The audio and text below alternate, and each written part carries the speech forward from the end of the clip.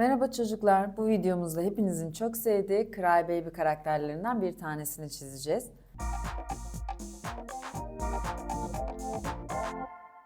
Ben boyama kısmını marker kalemlerim ile yapacağım. Siz isterseniz sulu boya, isterseniz kuru boya, isterseniz de farklı keçeli kalemlerle boyama yapabilirsiniz. En basit şekliyle nasıl çizebilirsiniz bunu göstereceğim çocuklar. İlk önce gözlerinden başlıyorum. Gözlerini, duruşunu çiziyorum ama tamamını çizmiyorum. Çünkü burada ne var? Gözyaşları var. Hemen şuraya bir tane gözyaşı yerleştirdim. Karşıya geçiyorum. Diğer gözünü yapıyorum. Onu da yarım yaptım. Ona da şöyle bulut gibi bir gözyaşı yapıyorum. Gözlerinin siyahını ekleyeceğim buraya, göz bebeklerini. Kaşları yok, kaşlarını çizmiyoruz. Şuraya bir burun yerleştiriyorum. Kocaman yanakları var değil mi bu Crybaby'lerin? Onları ekliyorum. Buradan da geliyorum ve birleştiriyorum yüzünü. Ben Crybaby'me bir tane şapka yapmak istiyorum. Şu çok moda olan kurbağa şapkalarından. Kurbağamızın gözlerinin yerini belirliyorum. Bir tane de bu tarafa yapalım. Bir yuvarlak buraya yapıyorum. Bir yuvarlak buraya yaptım ve burun deliklerini yapıyorum.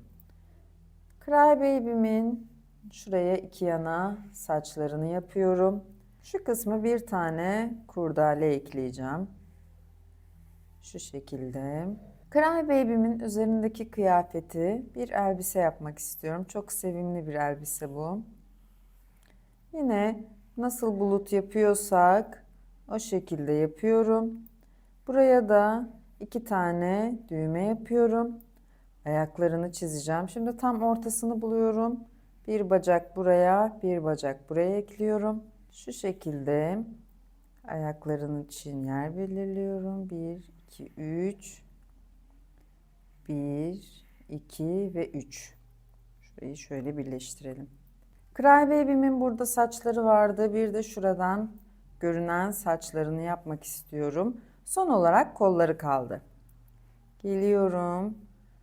Buraya bir el. Buradan kolunu çıkarttım. Elbisesinin arkasında kaldığı için biraz yarım görünüyor kolu. Bir el de buraya yapıyorum. Şimdi boyamamıza geçelim çocuklar. Kurbağa şapkası yeşil olduğu için kıyafetinde ve kurbağa şapkasında yeşil kullanacağım. Ben markerımın kalın tarafıyla boyuyorum. İsterseniz siz markerla boyayacaksanız küçük detay yerlerini ince tarafıyla boyarsınız. Geniş yerleri de markerın kalın tarafıyla boyayabilirsiniz. Gözlerini boyuyorum. Burada küçük detaylarda ben tersini de çevirerek kullanıyorum. Geniş alanlarda yine kalın tarafıyla boyuyorum. Marker kullanacaksanız daha kalın defterler kullanmanızda fayda var. Çünkü arkasına geçiyor biliyorsunuz çocuklar. Evet, çok sevimli kurbağa şapkasını boyadıktan sonra kıyafetine geçiyorum. Kıyafetinde de yine yeşil kullanacağım şapkasıyla uyumlu olması için. Düğme alanlarına girmemeye dikkat ediyorum. Yakasındaki kurdeleyi kırmızı yapacağım için onu boş bırakıyorum. Bu alanları dikkatli boyuyoruz arkadaşlar. Diğer taraflarına geçebilirim şimdi. Ve elbisesini tamamlamak için boyamama devam ediyorum. Kurbağa şapkasını ve elbisesini bu yeşil ile tamamladıktan sonra şimdi kırmızı kalemime geçiyorum. Bunun ince tarafını kullanacağım. Yakasındaki kurdeleyi kırmızıya boyuyorum. Kıyafetinin düğmelerini beyaz renk bırakacağım. Şu içeriği yeşil boyamayı unutmuşum. Hemen onu da boyuyorum birazdan. Burayı da boyayalım.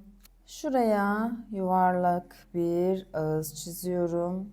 Kıyafetine uyum sağlaması için içerisinde mavinin daha yoğun olduğu bir yeşil kullanacağım. Bu da bir yeşilin tonu ama mavi ağırlıklı bir yeşil.